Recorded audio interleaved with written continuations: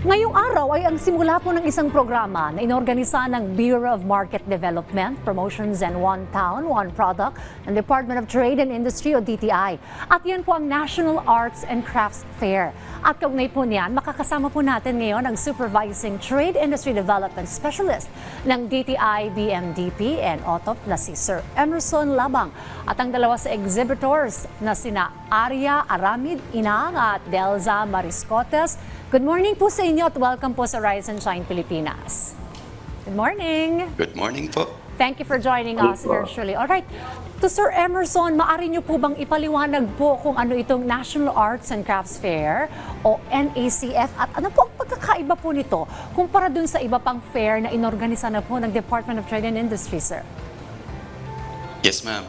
So, ang National Arts and Crafts Fair ay isang flagship program organized by the DTI with the support of the Office of Senator Legarda, and focus po niya ang pag-promote ng Philippine creative industry.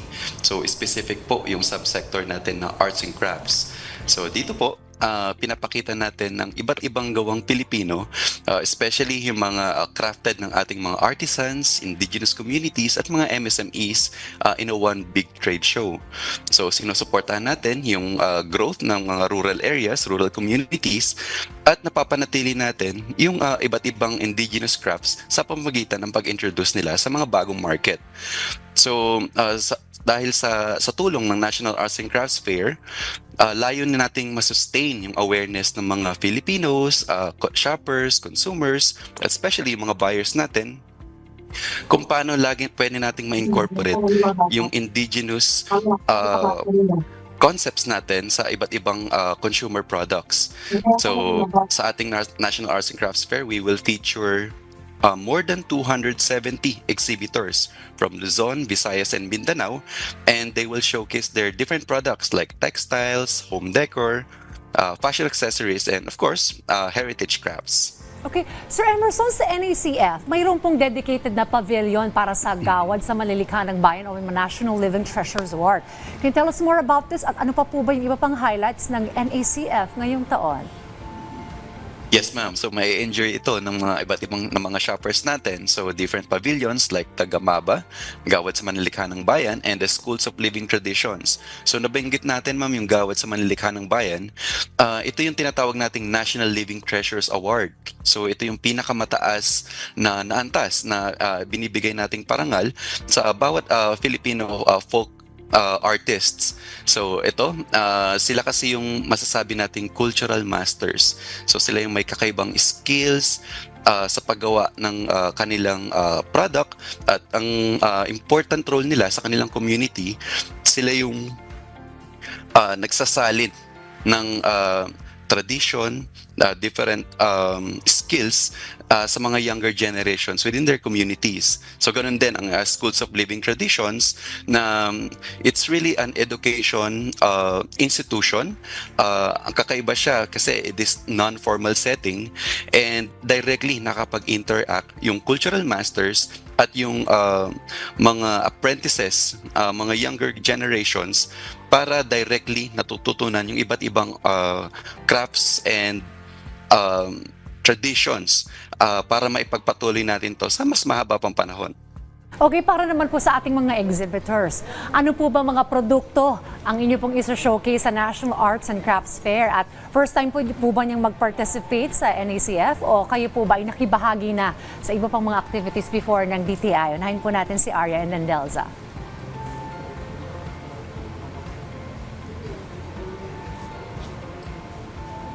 Hello, ma'am.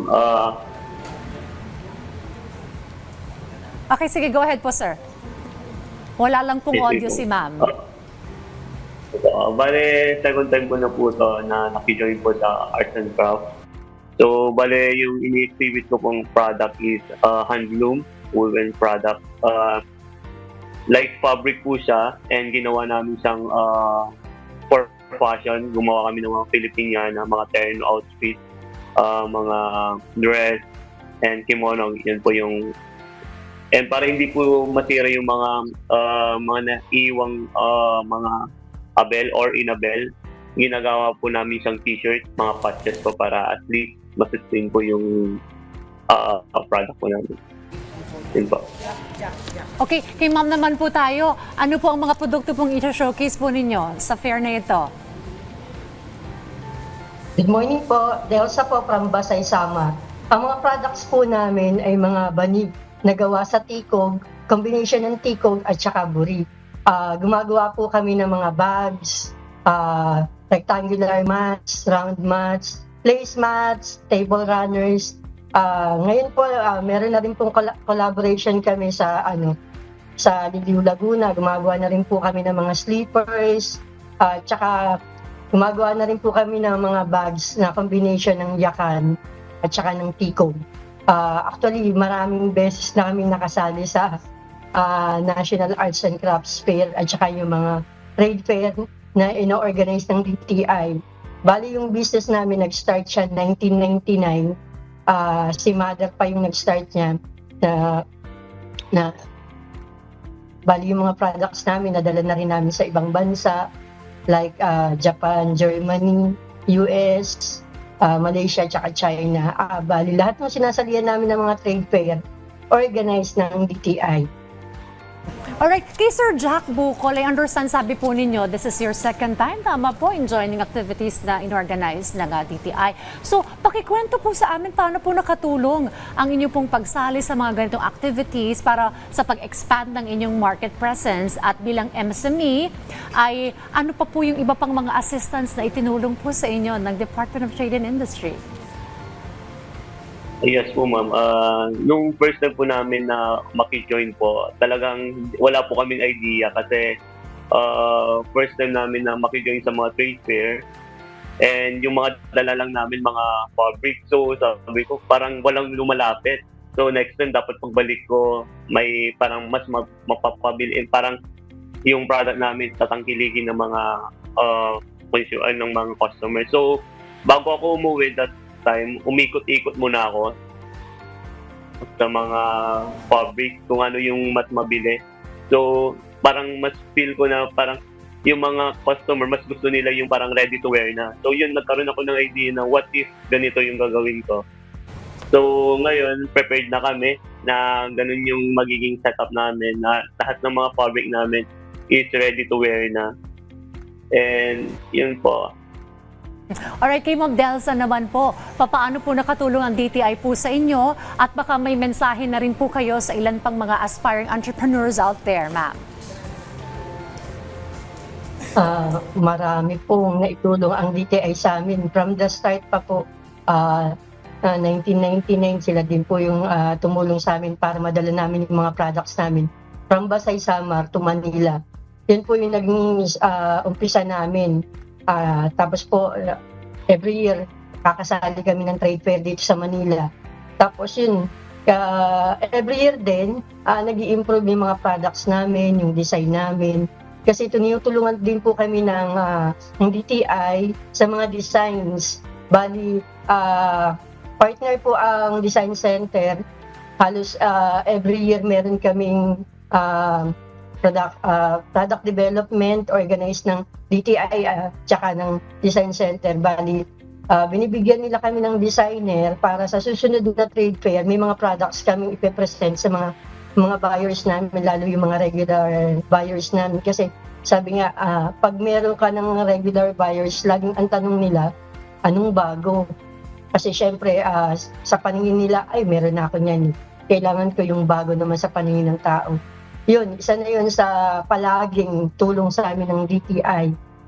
Sabi nga, hindi na uubusan ng tulong sa amin ang DTI mula hanggang ngayon. Kaya malaking pasalamat namin, lalo na BDTP, SITEM, DTI Region 8.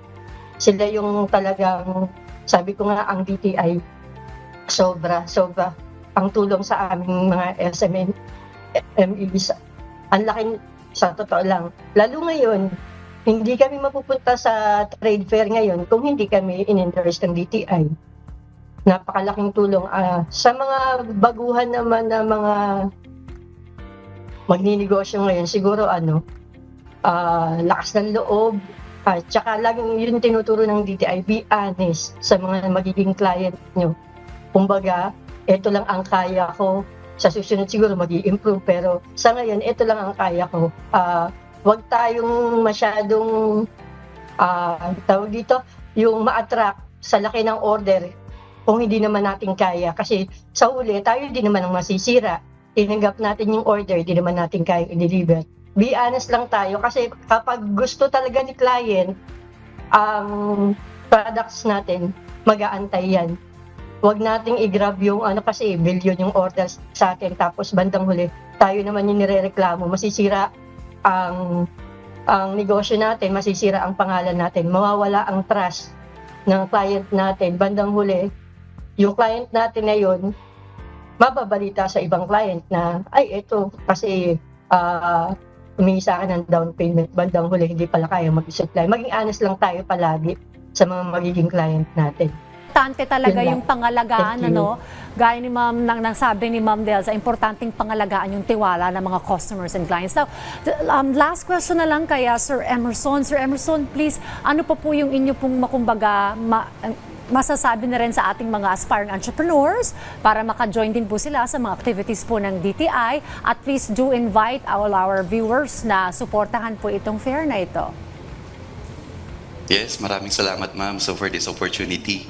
And we are inviting our shoppers, our buyers, to meet and support our indigenous communities, our Filipino artisans, mga MSMEs natin sa National Arts and Crafts Fair. So tulad ng na-mention ni Ma'am Delsa, ito pong 270 mahigit na MSMEs, exhibitors natin, vetted po ito ng DTI Head Office, ng DTI Provincial Office at Regional Office. So masusi pong pinagdaanan yung screening process ng mga exhibitors natin, kaya yung mga shoppers natin makatitiyak na maganda yung produkto nila, kaya nilang mag-produce at marunong po silang makipag-negotiate. Yun po yung maganda, yung mga shoppers natin, they can directly talk to our entrepreneurs, they can negotiate, at yung maganda pa, since this is a National Arts and Crafts Fair, they would discover the stories behind the different cultural products na naka-showcase ngayon. So, sa pagtutulungan po ng DTI Regional Operations Group, we highly encourage po yung mga aspiring entrepreneurs natin to directly contact us sa regional office, sa provincial office, sa mga social media channels po natin. You can reach out po kung paano po makasali sa mga iba't ibang marketing activities. At hindi lang po yan ang ating programa sa mga MSMEs. Tutulungan po namin kayo kung paano mag-business name registration, kung paano makapag-develop ng product, paano makapag-comply sa iba't ibang requirements, makasali sa mga trade fairs, at pinakamaganda po nito, tutulungan din po namin kayo kung paano kayo makapag-export sa international market. So please reach us out po, and hopefully you can visit us. National Arts and Crafts Fair is starting today hanggang Sunday po, October 27, Mega Trade Halls 1 to 3 sa Mandaluyong City po, and we look forward to meeting you all shoppers and our buyers. Well, maraming salamat po, Sir Emerson, at ganoon na rin po kay Sir Jack at Ma'am Delsa. Thank you po, at susuportahan po natin ito po mga produktong lokal na talaga namang export quality at pang world class. Salamat po.